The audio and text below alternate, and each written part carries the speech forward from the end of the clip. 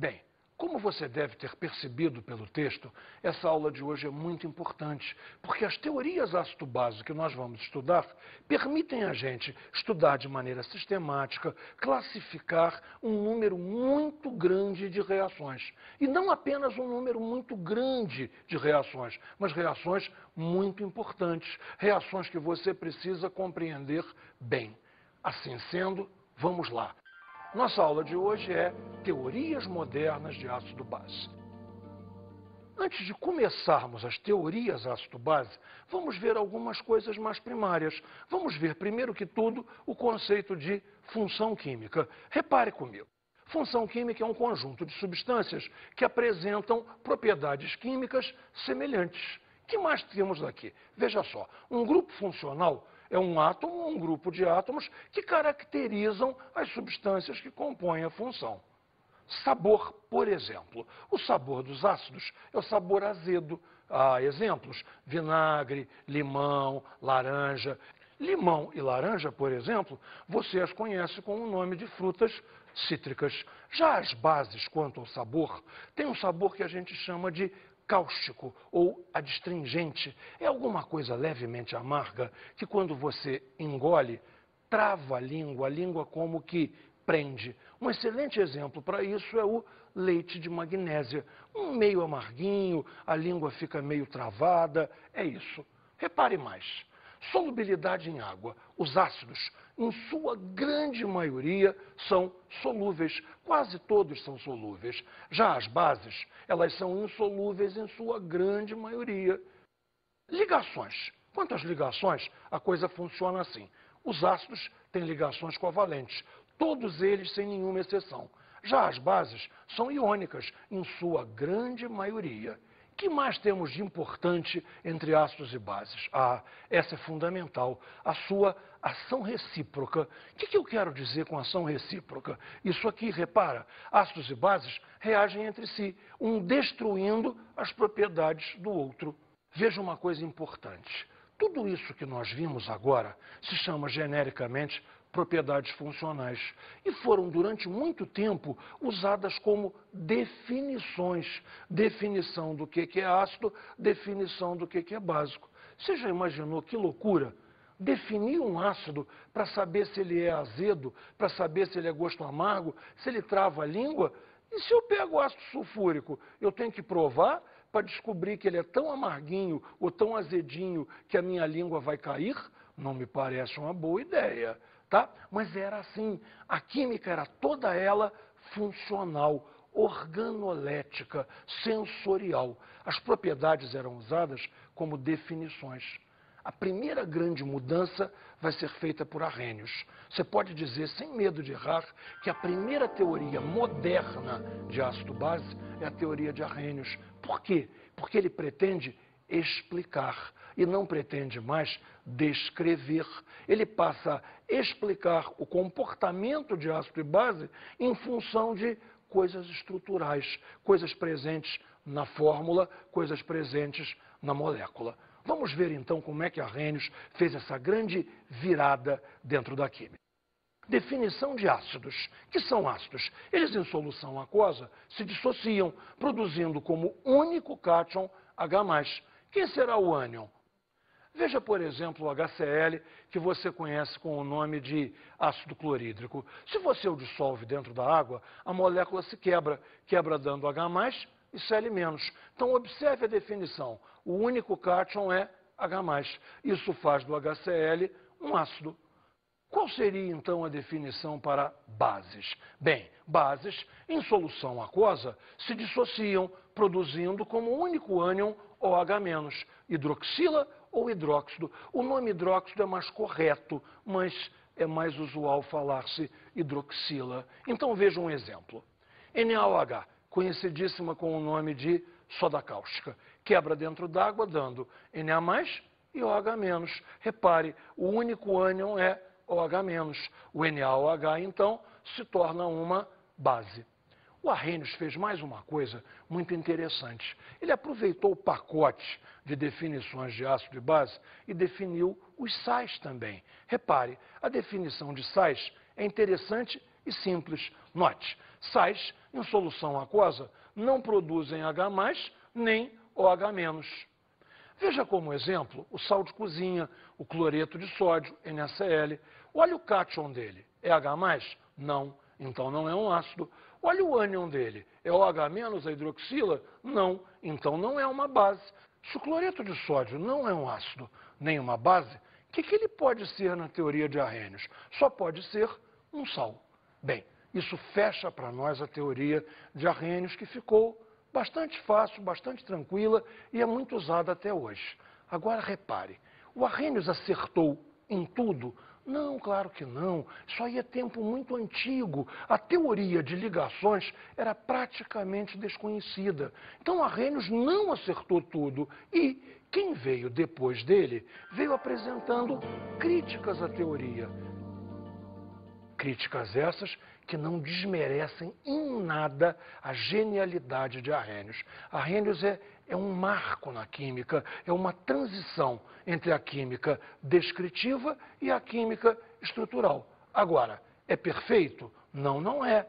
Temos críticas? Claro que temos críticas. Vamos ver as primeiras críticas. Observe, a primeira crítica é só considerar os íons apenas em solução aquosa, quando hoje, modernamente, a gente sabe que existem íons no estado sólido. Na verdade, cloreto de sódio é um aglomerado de Na+, e Cl-, um aglomerado de cátions e ânions ordenados, mesmo no estado sólido. Mas para o Arrhenius, os íons só existiam em solução aquosa. Evidentemente, ele não tem culpa por não saber isso, porque a gente repara a existência de um íon pela condutividade elétrica, e no sólido essa condutividade elétrica não aparece.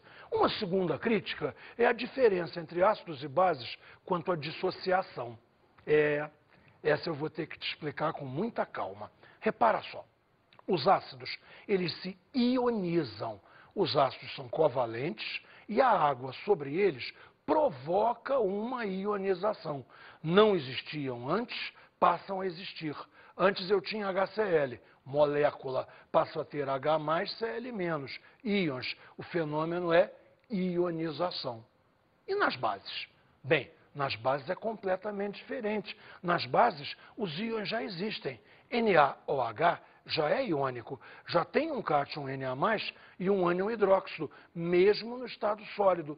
No estado de solução, apenas esses íons se separam.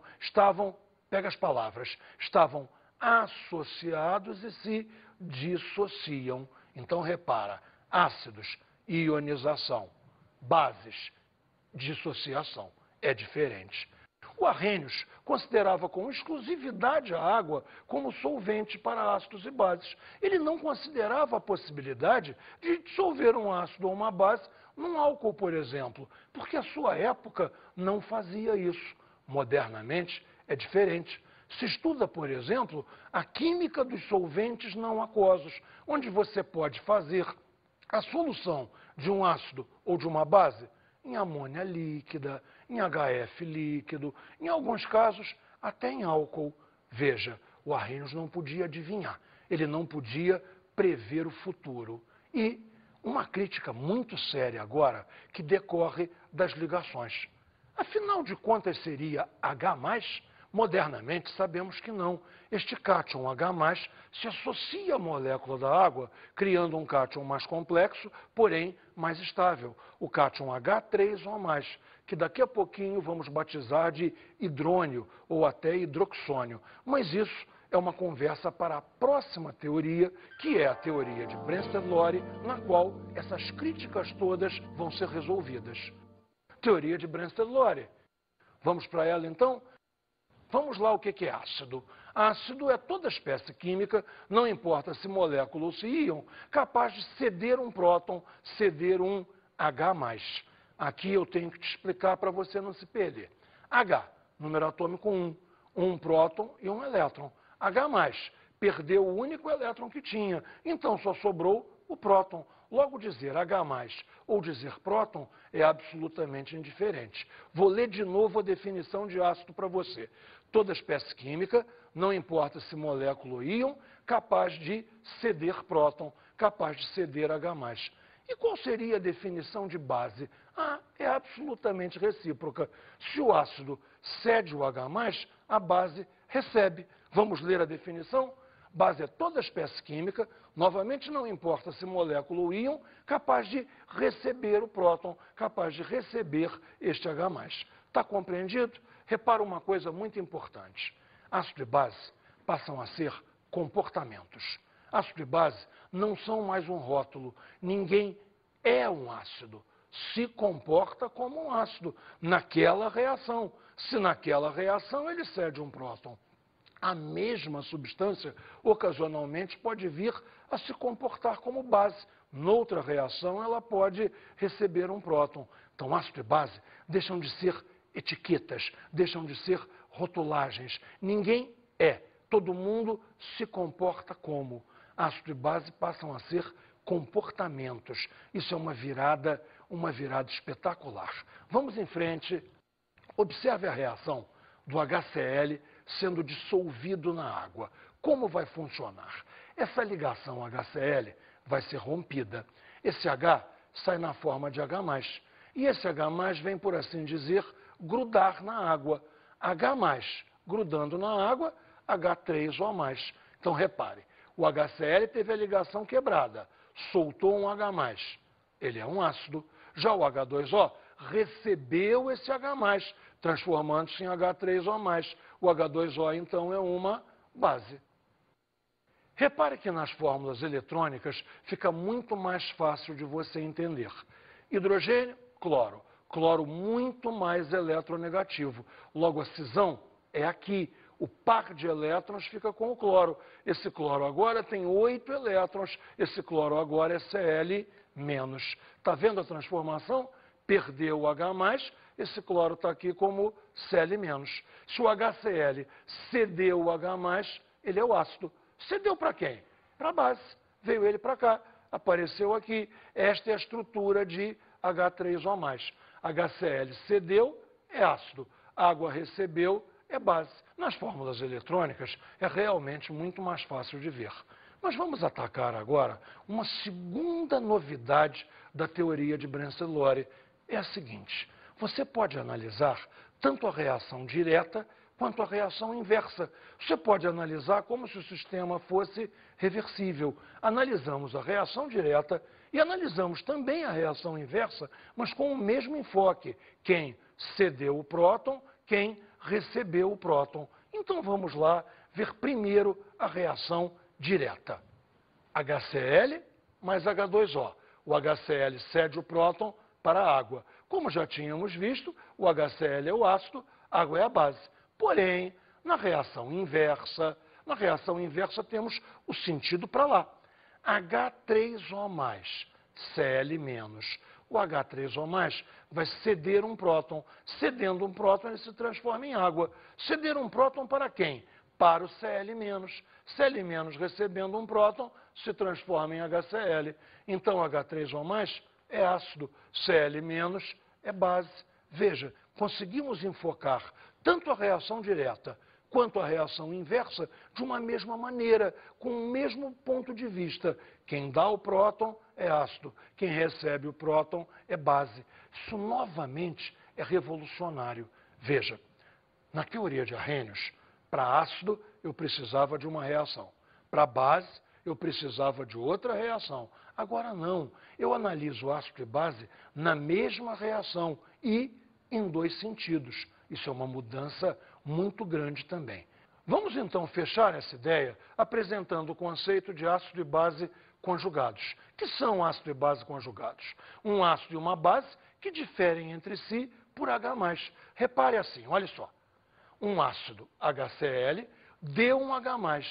Cl- que sobrou é a base conjugada dele. Eu chamo HCl e Cl- de ácido e base conjugados.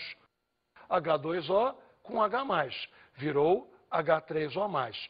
H2O recebeu um próton, virou H3O+. Recebeu um próton, base. H3O+, então, é ácido. Base e ácido conjugados. Repare uma coisa importante. O ácido e a base conjugados diferem entre si de H+.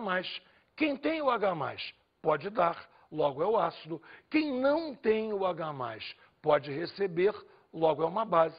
O próximo esquema mostra bem isso. Repare, ácido perdeu o H+, virou base. Base ganhou o H+, virou ácido. Está perfeita a ideia para você?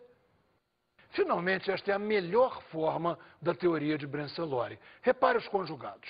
HCl, Cl-. O que nós fazemos? Chamamos de ácido 1, chamamos de base 1. Colocamos o mesmo número para os conjugados. Agora só, água, H3O+, conjugados também. Chamamos H3O+, de ácido 2. Chamamos H2O de base 2. E temos então um formato geral para toda a teoria de Brenzellori. Ácido 1 mais base 2, ácido 2 mais base 1. Chegamos a uma forma perfeita para qualquer equação que possa ser analisada na teoria de Brenzellori. Vamos encerrar o nosso assunto de Brenzellori fazendo comparações entre a teoria de Arrhenius e a teoria de Brenzellori. HCl é um ácido de Arrhenius, reagindo com NaOH, que é uma base de Arrhenius, fornece NaCl e água. Isso aí conflita com a teoria de Brenzellori? Em verdade, não. Repare, o HCl é um ácido de Arrhenius, porque ele quebra dando H+. E ele é um doador de próton. Está perfeito, não tem problema nenhum.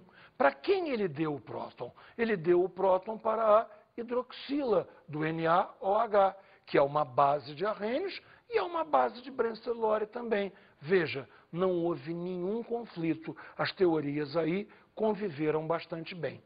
Porém, nem sempre vai ser assim. Se você usa Brenzellori quando o solvente não é água, as coisas não funcionam tão bem. Observe essa reação comigo. HCl dissolvido em amônia, fornecendo o cátion amônio e a base cloreto. O HCl é um ácido de Arrhenius, ele quebra dando H+. E ele também é um ácido de Brenzellori, ele quebra dando próton. Tudo certo. Agora repare, a amônia é uma base de Brenzellori. Ela recebe esse próton e se transforma em NH4+. Mas a amônia certamente não é uma base de Arrhenius, ela não tem hidroxila. Então veja, quando o solvente é não aquoso, as coisas não funcionam tão bem e a teoria de Brenzellori se mostra mais geral do que a teoria de Arrhenius. Existe outro aspecto importante que nós precisamos considerar, um caráter que a gente vai chamar de anfótero. Alguma coisa intermediária entre ácido e base. Se uma coisa é um ácido ou base de Arrhenius, dependendo da reação, nós chamaremos essa substância de substância anfótera. Se uma espécie química é um ácido ou base de Brenzellori, dependendo da reação, teremos nomes especiais. Substância anfótera, o mesmo nome que já demos antes. Anfiprótica. E anfiprótica eu vou ter que explicar. Anfi é duplo. Você lembra do anfíbio, que tem vida tanto de terra quanto de água? Anfi é duplo. Prótica, duplicidade em relação ao próton. Ou doa próton ou recebe próton. O último nome é mais complicado ainda. Você leu ele lá? Anfolítica. Anfo, mesma coisa que anfi, duplo. E lítica? Caramba, lítica vem de lise. Lise é quebra. Duplicidade com respeito à quebra. O ácido quebra, separa um H+. A base não quebra, apenas recebe o H+. Duplicidade em relação à quebra. Ou quebra ou não quebra. Se quebra, é ácido. Se não quebra, é base. Entendeu todos os nomes? Um exemplo fundamental de substância anfiprótica, anfolítica, anfótera, tudo que você quiser, é a água. Observe nessas reações. HCl mais água dando H3O mais Cl-. A água aqui é base. De agora em diante, eu não devo mais dizer é. Você lembra que eu disse que agora as coisas não são, se comportam como? Então vamos lá. Nesta reação, a água se comporta como uma base. Agora veja esta outra reação. NH3 mais água, virando NH4+, e OH-. Repare, NH3 virando NH4+. Se NH3 virou NH4+, recebeu um próton. Se recebeu um próton, quem pode ter fornecido esse próton a ele? Só pode ter sido a água. Então, um próton da água vem para o NH3, que se transforma em NH4+. A água perdeu um próton, virou hidroxila. Então, a água é que está funcionando como ácido. Você escutou bem o que eu falei? A água está funcionando como ácido, se comportando como um ácido. Ninguém se comporta como. Então, lembra, na primeira reação, a água se comportou como base. Na segunda reação, a água se comportou como ácido. Então, se ela tem dois comportamentos, anfótera, anfiprótica, anfolítica, o nome que você achar melhor. Agora, repare uma coisa importante. É este comportamento dual que faz com que a água seja uma substância tão especial, seja um solvente tão genérico. Ela se adapta ao meio. Se o meio é ácido, ela funciona como base. Se o meio é básico, ela funciona como ácido. Então, a água tem a capacidade de se adaptar. É um verdadeiro camaleão químico. Chegamos, então, à última das teorias modernas de ácido-base, a teoria de Lewis. Veja a definição de ácido. Toda espécie química, novamente não importa se é molécula ou íon, capaz de receber um par de elétrons para formar uma covalência dativa. Já uma base, novamente, espécie química, molécula ou íon, capaz de ceder um par de elétrons para formar uma covalência dativa. Você deve perceber agora a mudança de enfoque. A teoria de Brenzellore é protônica, baseia-se na doação e na recepção de próton. A teoria de Lewis, bem, um parêntese se faz importante. Lewis é o maior teórico de ligações do século XX. Só vai ser suplantado depois, mas muito depois, por Linus Pauling. Lewis queria, então, toda a explicação em cima de ligações e focou na covalência dativa. Quem é o ácido? Quem recebe o par de elétrons para fazer a dativa. Quem é a base? Quem doa o par de elétrons para fazer a dativa. Todo o enfoque está na ligação dativa. Teoria de Lewis é uma teoria de encaixe. O ácido não tem o par. A base tem o par. Encaixa. Observe no exemplo, com as fórmulas eletrônicas, como fica fácil perceber isso. Aqui nós temos um ácido de Lewis, AlCl3. Aqui nós temos uma base de Lewis, Cl-. O AlCl3 e o Cl- vão se juntar para formar o AlCl4, que é uma espécie de adição. Repare, nessas fórmulas não é óbvio quem tem o par, quem não tem o par, mas as fórmulas eletrônicas esclarecem tudo. Veja, alumínio. Alumínio é grupo 3A. Se é grupo 3A, ele tem 3 elétrons próprios, representados aqui pelos xizinhos. Xizinhos são os elétrons do alumínio, que se emparelham cada um a um elétron do cloro. Repare, em volta do alumínio, então, nós temos 6 elétrons. Todo mundo quer ter 8, todo mundo quer ter octeto. Se ele só tem 6, um sexteto, ele é carente de elétrons. Ele gostaria muito que alguém oferecesse um par de elétrons a ele. Observemos agora a segunda espécie que nós temos. É o ânion Cl-. Cl-, cloro, cloro grupo 7A, 7 elétrons, recebeu algum elétron estranho e agora está Cl-. Então, repare, ele tem octeto completo, ele não tem nenhum problema de carência de elétrons e pode usar um dos seus pares para se encaixar no AlCl3. Se você observar junto comigo a última espécie química, verá que o encaixe já foi realizado. Repare, o AlCl3 não tinha um par de elétrons. Repare aqui, não tinha, agora tem. De onde veio esse par de elétrons? Do Cl-. Você pode considerar, então, que essa é uma ligação dativa, uma dativa do cloro para o alumínio. Cloro que tinha o par para o alumínio que não o tinha. Então, fechando. O AlCl3 não tinha um par. Recebeu do Cl-, que lhe doou um par. Então, a AlCl3 é ácido de Lewis. Cl-, o doador do par, é a base de Lewis. Tá ok? Reparou que o enfoque é completamente diferente do de Brensted-Lowry, tá? Além do mais, repare uma última coisa, a reação só tem 3 termos, o ácido de Lewis, a base de Lewis e a espécie de adição, que é o resultado final do encaixe. Vamos então agora a uma comparação entre Brensted-Lowry e Lewis. Eu acho que essa comparação vai ajudar muito você. Observe as definições.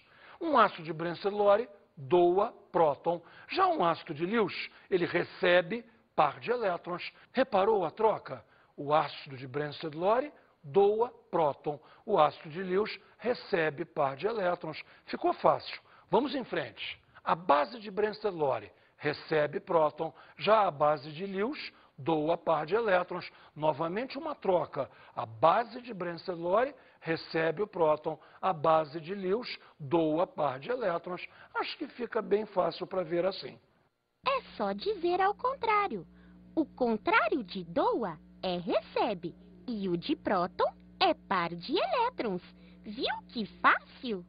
Gotinha a gotinha, eu tenho que te agradecer muito. Eu tenho certeza que eu não sei mais da aula de química sem você. Mas será que agora você me deixa resolver uns exercícios? Tem uns exercícios importantes para fazer com o pessoal. E você, preste atenção. Olha só, primeiro exercício. Para a reação, olha a reação. CH3COOH mais HF, dando CH3COOH mais F-. Para esta reação, que espécies podem ser consideradas bases de Brensted-Lowry? É muito fácil. Compare, por exemplo, este lado da reação. HF, F-. Ficou fácil, olha só. HF, F-.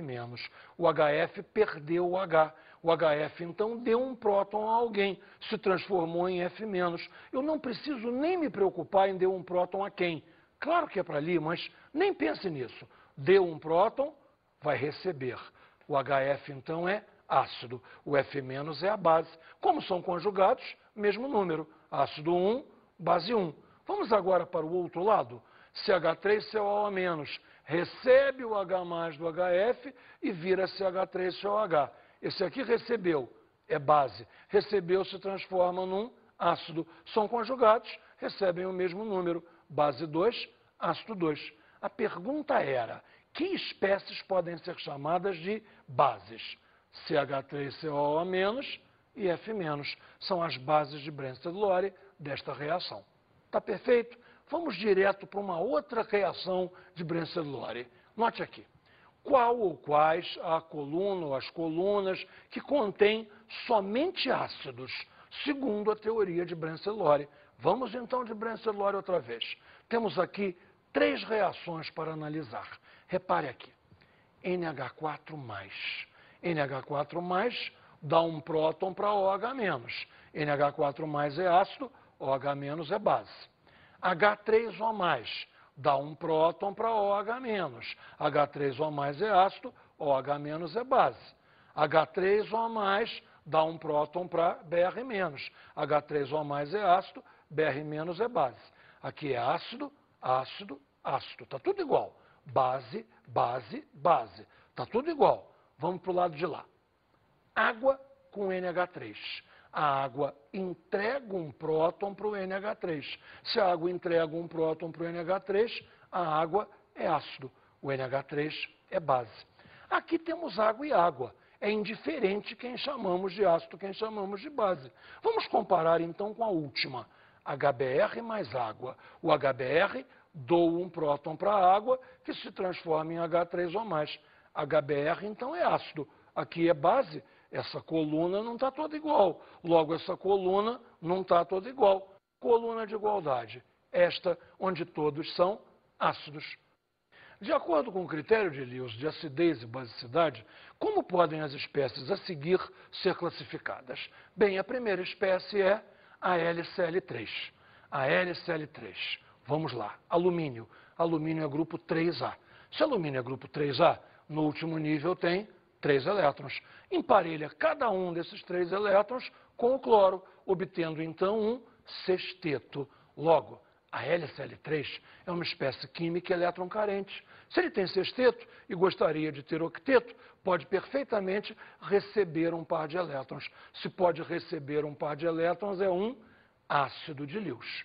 Tá certo? Visualizou? Vamos à próxima espécie. Próxima espécie, água, H2O. Oxigênio. Oxigênio, grupo 6A. Grupo 6A, 6 elétrons, vai emparelhar 2 desses 6 com os hidrogênios. Logo, sobram 4 elétrons, ou seja, 2 pares que podem ser usados, podem vir a ser usados para fazer uma ligação dativa. Então, na água, existem 2 pares disponíveis que podem ser doados por uma dativa. Se eles podem ser doados, então a água é uma base de Lewis. Próxima espécie, NH3. Como é que eu vou analisar NH3? Da mesma forma que eu analisei a água. N, grupo 5A, 5 elétrons. Desses 5 elétrons, emparelha 3 com os hidrogênios. Sobram 2, sobra um par que pode ser doado. Logo, o que é a amônia? Uma base de Lewis. Ela tem um par para ser doado. Finalmente, vamos analisar a espécie CH4, o metano. Essa é a análise mais complicada para você entender, mas eu tenho a certeza que vai dar certo. Repare, carbono, grupo 4A. Grupo 4A vai ter que emparelhar seus 4 elétrons com os hidrogênios. Se ele usa os 4 elétrons para emparelhar, sobrou algum par para dar para alguém? Não, não sobrou par nenhum para dar para alguém. Se não pode dar para ninguém, não é base. Por outro lado, será que está faltando elétron? Tem alguma carência? Não tem. Formou octeto. Nem cabe mais um par. Então, não é ácido nem base. É assim.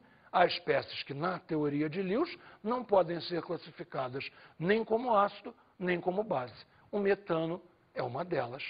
Acho que fizemos exercícios importantes, bons exercícios, que ajudaram você a fechar na sua cabeça a teoria de ácido-base como um todo. Ok?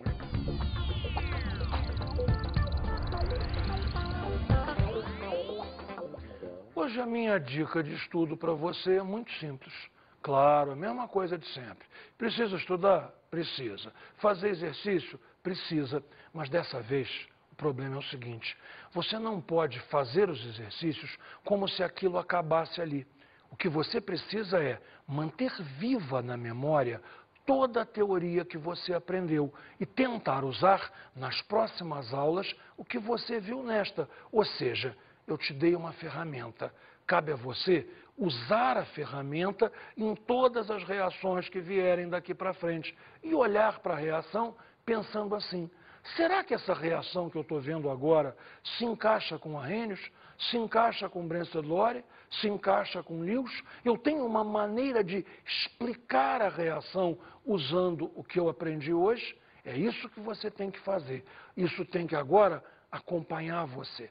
Você ganhou uma ferramenta. Precisa utilizá-la. Bons estudos.